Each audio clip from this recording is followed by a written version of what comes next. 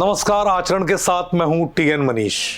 आज बुधवार है 12 फरवरी। प्रयागराज में माघी पूर्णिमा के लिए बहुत बड़ी तादाद में आस्था की डुबकी लगाने वाले श्रद्धालु पहुंच चुके हैं और इस समय प्रयागराज महाकुंभ सोशल मीडिया पर जबरदस्त तरीके से न केवल सर्चिंग में है, ट्रोलिंग में है, बल्कि अपनी आस्था से जुड़े अनुभवों के साथ लोग अपनी प्रतिक्रिया भी इन मंचों पर दे रहे हैं। लेकिन इस वीडियो में हम आपको सिर्फ ये बताने की कोशिश करेंगे कि आखिर आज यानी बुधवार को माघी पूर्णिमा के लिए आप अगर पहुंच चुके हैं तो आप कहीं फंसे हैं या फिर सौभाग्य से आप पहुंच चुके हैं कहां पर, उस घाट तक, संगम तक पहुंच चुके हैं तो आपको क्या सावधानी रखनी है।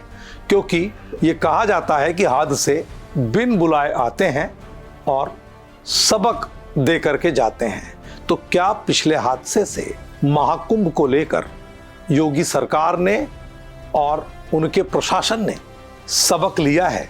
तो मैं कहूंगा बिल्कुल लिया है। और वो कैसे लिया है? सिलसिलेवार तरीके से आपको जागरूक करने के लिए वो सब कुछ जो आपको जानना प्रयागराज की सरजमी पर रहते हुए जरूरी है कि कैसे आप अपने आप को भीड़ के बीच से बचाते हुए किन रूट्स का आप इस्तेमाल करें, कहां से जाएं, कहां से ना जाएं। तो हम ये सिलसिला शुरू करते हैं।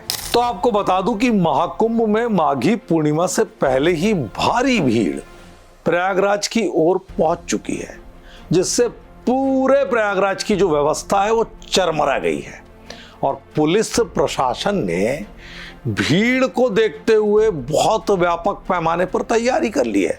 मेला जोन को नो व्हीकल जोन घोषित कर दिया है। बाहर से आने वाले तमाम वाहनों को सीमाओं पर ही रोकने के लिए नियम बन गए हैं और कुल 36 जगहों पर पार्किंग स्थल बनाए गए हैं। तो आप देखिएगा कि 36 जगहों पर पार्किंग है। महाकुंभ मेला क्षेत्र में माघी पूर्णिमा स्नान आज 12 फरवरी को है और अब वो शुरू हो चुका है। लेकिन ट्रैफिक का जो डायवर्जन है, पार्किंग की जो व्यवस्था है, प्रशासन की माने तो ये 2 दिन पहले से ही शुरू हो चुकी है, जो 13 फरवरी तक रहेगी।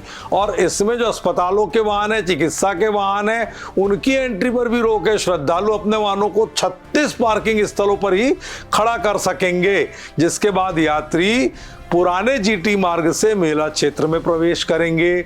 जौनपुर से आने वाले वाहनों के लिए पार्किंग चीनी मिल पार्किंग होगी। पूरे सूरदास पार्किंग, गारापुर रोड, माफ कीजिए, गारापुर रोड रहेगी। सामिया माई मंदिर कछार पार्किंग रहेगी।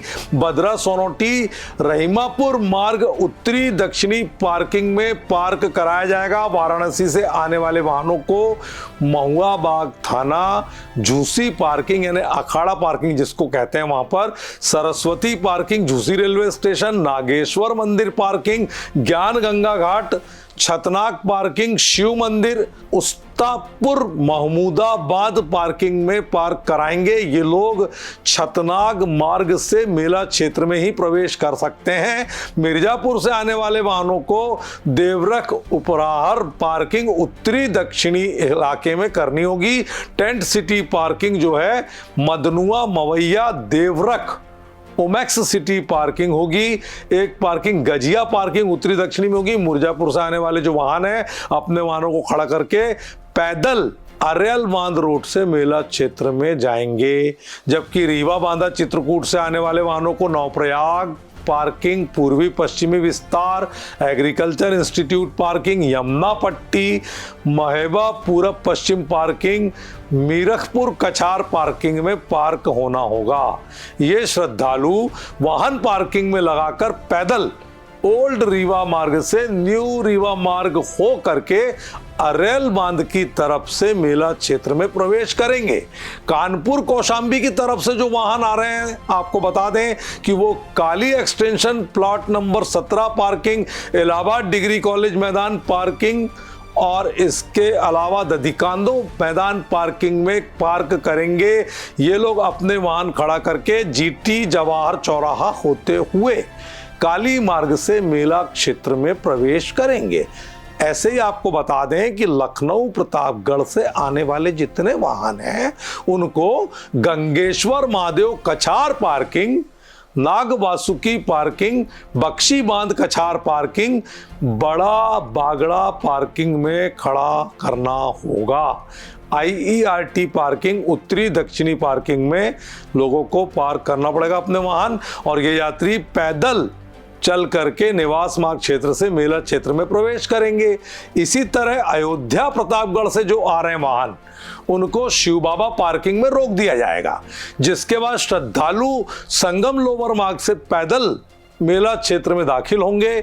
मेला क्षेत्र में पैदल आगमन करने वाले श्रद्धालु GT जवाहर से प्रवेश करके काली सड़क आकर काली रैंप से होते हुए संगम अपर मार्ग से संगम तक जाएंगे, जबकि वापसी संगम क्षेत्र से अक्षावट मार्ग होते हुए इंटरलॉकिंग वापसी मार्ग त्रिवेणी मार्ग से होगी। संगम मेला क्षेत्र में जाने के लिए प्रवेश मार्ग जवाहरलाल नेहरू मार्ग काली सड़क से, निकास मार्ग त्रिवेणी मार्ग से प्रस्तावित किया है। प्रमुख स्नान पर्व के दिनों में अक्षयवट दर्शन के लिए सीधे बंद है, यानी कि आज बुधवार को भी माघी पूर्णिमा स्नान के चलते इसको बंद रखा गया है। और नो व्हीकल जोन पहले से ही बना दिया गया है। इस दौरान आवश्यक और आकस्मिक सेवा के वाहनों का ही मेला क्षेत्र में प्रवेश होगा। श्रद्धालुओं के आगमन को सरल बनाने के लिए प्रशासन ने 11 फरवरी की शाम 5 बजे से पूरे प्रयागराज शहर को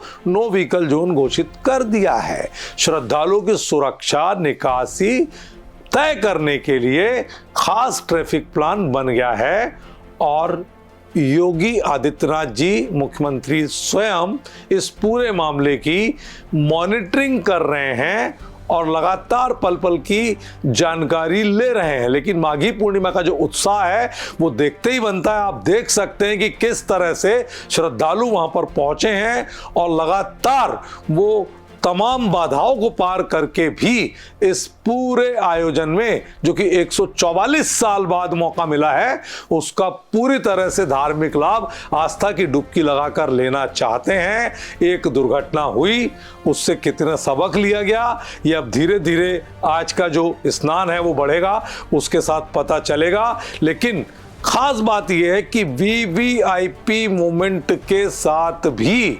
प्रशासन सख्ती बरत रहा है, ऐसा बताया गया है। लेकिन ये कितना किताबी है, कितना जमीनी, ये देखना बड़ा दिलचस्प होगा।